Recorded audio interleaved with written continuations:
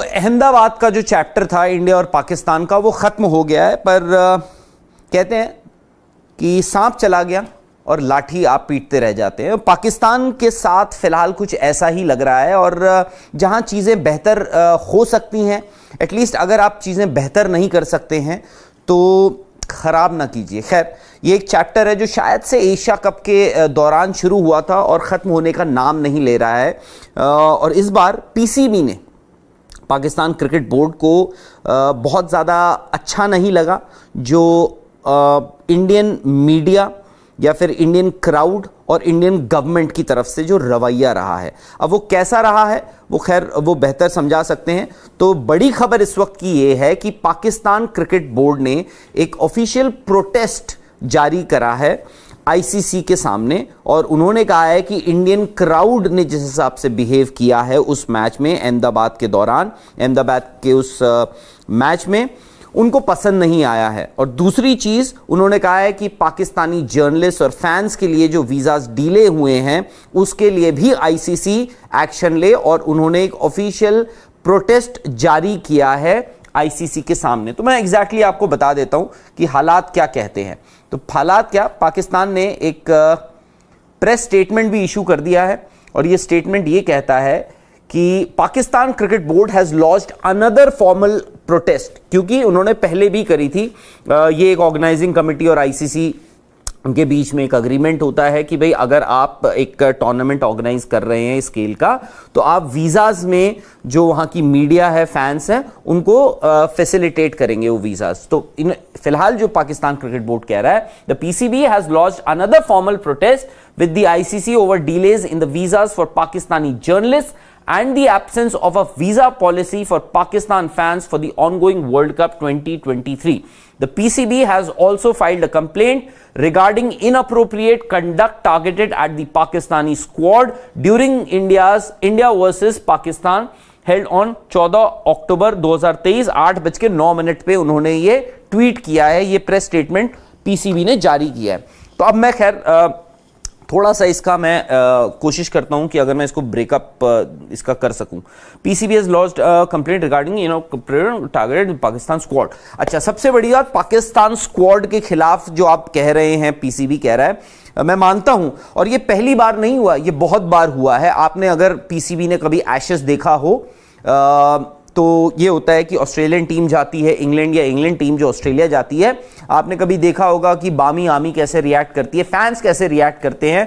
Steve Smith जब अपने ban के बाद वापस आए थे, आपको याद होगा उनके साथ क्या सलूक किया गया था, इंग्लैंड क्राउड और इंग्लिश मीडिया ने क्या किया गया था। खैर, पीसीबी को बस मैं ये याद दिलाना चाहता हूं कि ऐसा होता है, और ऐसा नहीं है कि किसी वजह से पाकिस्तानी खिलाड़ियों को टारगेट किया था। टॉस के वक्त बाबर आजम जब आए थे, पूरे क्राउड ने उनको बू किया था। उसके बाद मोहम्मद रिजवान जब आउट होकर वापस जा रहे थे, तब कुछ नारों की बात कही गई थी कि उनके अगेंस्ट नारे लगे थे। उनके अगेंस्ट नहीं लगे थे, एक सेक्शन ऑफ द क्राउड जो उनके आसपास था जब वो जा रहे थे, वहां पे कुछ बातें कही गई थी, कुछ नारे लगाए गए थे, and it had nothing to do with Rizwan को कुछ नहीं कहा गया था, जस्ट दैट वो एक अपना उनका तरीका था उस वक्त नारे लगाने का। उसमें ये हुआ था, उसका आई थिंक ये रिजवान के साथ ही क्यों हुआ, रिजवान ने अपनी एक बात रखी थी ट्वीट के जरिए, जो उनका पर्सनल अकाउंट है, और उनके पास आई थिंक आईसीसी आपको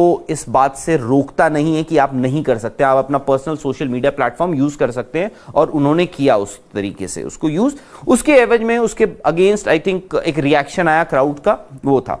तो मेरा बस इतना कहना है कि अगर आप क्राउड को कह रहे हैं कि क्राउड ने इनअप्रोप्रिएट बिहेवियर दिखाया है, तो ये पहली बार नहीं हुआ है। एशेस एक बड़ी लंबी सालों से एक सीरीज चलती आ रही है, और इंडिया और पाकिस्तान के बीच में भी जब भी मैचेस होते हैं, सीरीज होती हैं, अक्सर ऐसा माहौल देखा गया है। तो मुझे नहीं पता कि आईसीसी इसको लेके क्या करेगा। आईसीसी मैदान में जो क्राउड, जो लोग आए हुए थे, उनके अगेंस्ट क्या रिएक्शन लेगा मुझे नहीं पता, और मुझे लगता भी नहीं है ऐसा कुछ आईसीसी कर सकता है। एक दूसरी बात, the Pakistan cricket board has launched another formal protest with the ICC over delays in visa for the Pakistani journalist. I think उन्होंने पहले भी ये बात रखी थी आईसीसी के सामने। हुआ क्या है हमें नहीं पता आज तक। आपके वीजाज, आपकी टीम जिस दिन उनका मुकर्रर था यहां आना, उस दिन आई है।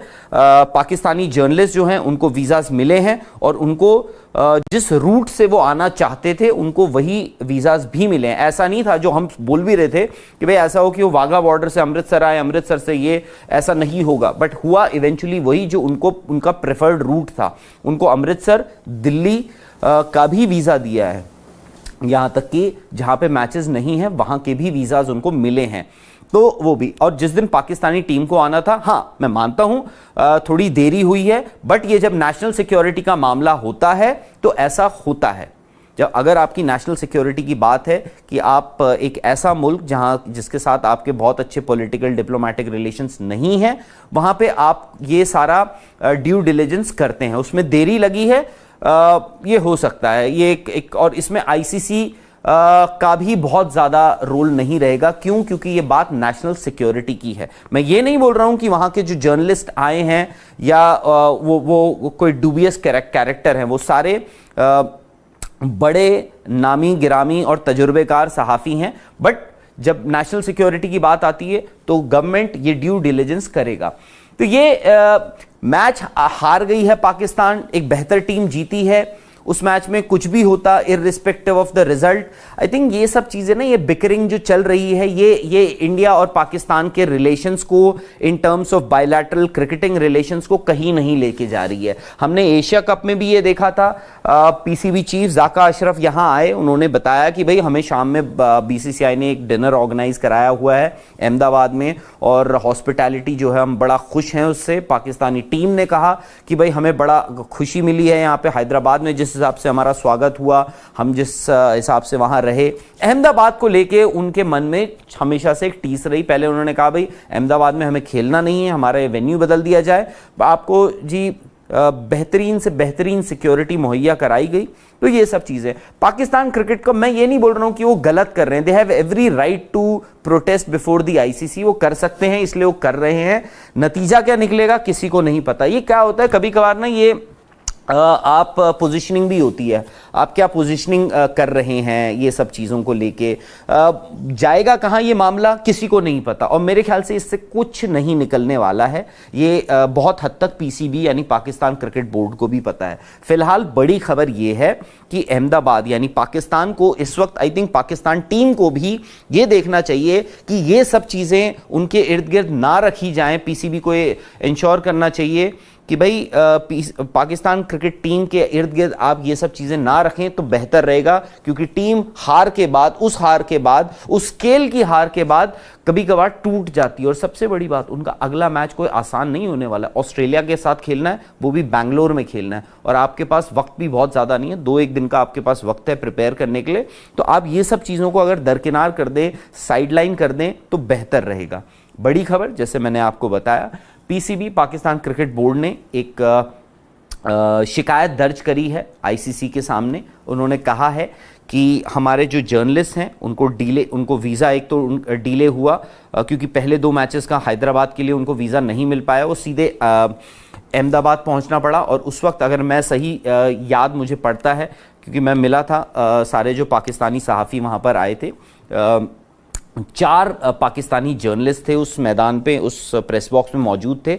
और रहा सवाल फैंस का, फैंस जो हैं वो 5 फैंस थे और मैं उनमें से 4 फैंस से मिला था। एक ऑफ कोर्स जिनको आप लोग प्यार से शिकागो चाचा भी कहते हैं, वो आए हुए थे। कराची से एक फादर और उनके बेटे आए हुए थे, और भी 2 लोग आए हुए थे। इन 5 लोगों से मुलाकात भी हुई थी। तो वो 5 फैंस थे और सहाफ़ी जो पाकिस्तानी जर्नलिस्ट हैं। अब देखते हैं कि बाकी के जर्नलिस्ट कितने आ पाते हैं यहाँ पे और कितने आते हैं, क्योंकि 25 आई थिंक 20 या 25 वीज़ाज जो हैं वो इशू करे गए हैं। अभी तक फ़िलहाल 4 या 5 ही सहाफ़ी या जर्नलिस्ट जो हैं यहाँ पर आ चुके हैं। फ़िलहाल ये बड़ी खबर है। अगर आपको लगता है कि आपकी कोई ओपिनियन है, कोई राय है इस मामले में, बिल्कुल दीजिए। आपको पता है कहाँ देनी है, आप नीचे कमेंट सेक्शन में भी दे सकते हैं, लाइक कर सकते हैं, वीडियो को शेयर कर सकते हैं, और साथ ही स्पोर्ट्स तक